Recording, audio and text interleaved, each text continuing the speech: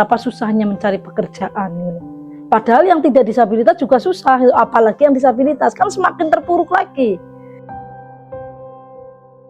Pada waktu zaman di era tahun 2010-an itu kan masih tabu yang namanya disabilitas. Nggak ada istilah nggak ada undang-undang, nggak ada istilah penyandang disabilitas, itu belum ada istilah difabel, masih itu pun halusnya penyandang cacat gitu kan. Akses sekolah, otomatis pendidikan lah ya, pendidikan itu diberikan secara penuh gitu loh, bukan hanya secara nuwun sewu. Untuk bicara sekarang semua orang bisa lantang mas, tapi untuk tindakan, nah itu sekali dua kali setelah lantang berorasi katakan ya, pemerintah katakan atau tokoh-tokoh ini, tetapi tindakannya nanti 1 tahun 2 tahun kembali lagi, anak diusir dari sekolah, anak tidak diterima di sekolah misalnya. Antri nunggu pendaftaran di SLB gitu ya, wajar mungkin ya SLB, karena kan mereka juga waktu itu sarprasnya itu juga terbatas. Jadi untuk menerima anak-anak berkebutuhan khusus pun juga harus ada asesmen juga. Otomatis yang berat-berat itu kan yang kasihan, sedangkan anak-anak ini kan mereka mungkin cuma bisa tengok kanan tengok kiri, cuma lihat, nggak bisa nggak ngobrol. Contohnya kayak maksudnya kayak ada di sini kan kayak Mbak Atun itu kan, dia cuma komunikasinya kan lewat senyuman sama mata aja gitu, tatapan. Tapi tetap jiwa anak-anak mereka tetap ada gitu, tetap ada itu sosialisasi gitu, interaksi sama teman-temannya. Taunya nggak watas ya sekolah, tapi kan kondisi mereka nggak semua sekolah mau menerimanya. Akhirnya kita kayak ada sekolah komunitas.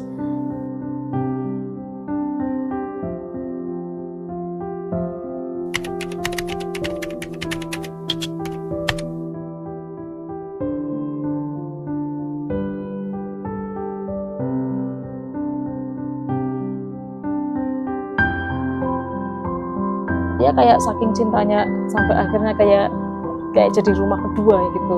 Nah, kita kan yang jadi merasa kayak rumah inklusif tidak hanya untuk ternyata tidak hanya untuk kumpul aja gitu, tapi ternyata ruang bagi mereka untuk meluapkan juga. Malah kadang permasalahan apapun sampai sini dibawa, kayaknya masalah disabilitas, masalah rumah tangga, masalah lain-lain itu, perekonomian bisa, maksud sampai cerita ke sini itu kadang kita kayak kewalahan karena apa ya, kita responnya bagaimana, kadang-kadang responnya bagaimana gitu.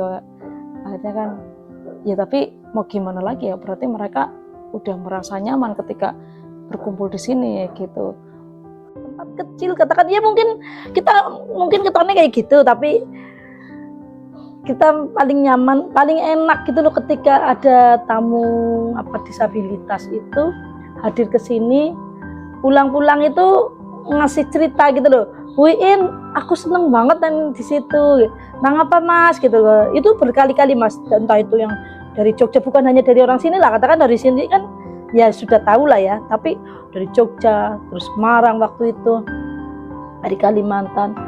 Saya seneng kalau di situ itu nggak melihat saya itu kayak separuh mata gitu loh. Saya datang ke situ terus langsung disapa, terus diajak senyum begitu gitu loh. Saya seneng banget Bu. Mesti kata terakhir nanti yang muncul apa? Saya rindu ke situ. Perasaan seneng ya Mbak Uri, banyak temen jadi bisa ikut kegiatan apa-apa.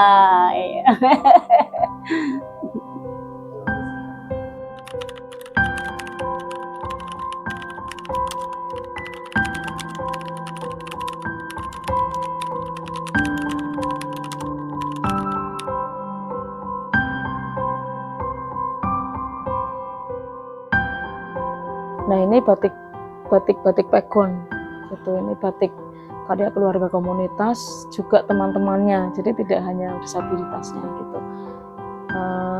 Juga ada berbagai macam motif motif atau kita sebutnya itu edisi ya gitu, itu untuk mewakili cerita perjalanan hidup teman-teman di rumah inklusif. Jadi biar ya syukur bisa menginspirasi teman-teman yang lainnya gitu, karena kan ini motifnya edisinya ini buat, bisa dibilang ya buat penyemangat kita semuanya gitu, bahwa ternyata kita semua itu sama gitu, kita punya kesempatan yang sama, punya potensi yang sama, bisa maju bersama gitu.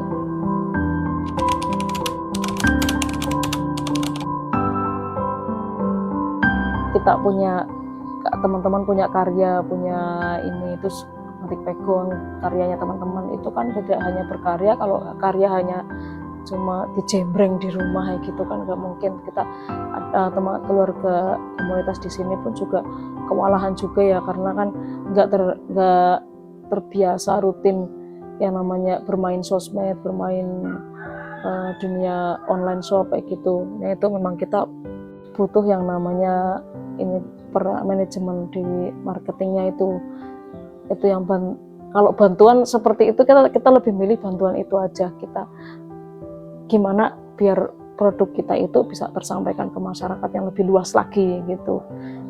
Harapan kami negara itu hadir bagaimana di setiap katakan keluarga itu yang menjadi keluarga yang inklusif. Semoga rumah inklusif ini dapat menjadi tempat yang aman, nyaman bagi kita semua. Sebagai tempat individu yang diterima tanpa melihat keterbatasan untuk diterima di masyarakat. Semoga perbedaan bukan suatu hambatan, melainkan kekuatan untuk saling melengkapi. Rumah yang menumbuhkan rasa percaya diri, kemandirian, juga harapan. Tempat belajar untuk saling memahami dan memanusiakan manusia. Semoga menjadi lingkungan yang mendorong kesempatan yang adil bagi semua penghuninya. Semoga menjadi ruang tumbuh yang penuh kasih, kebersamaan, dan dukungan. Tempat belajar untuk saling menghargai dan memanusiakan sesama.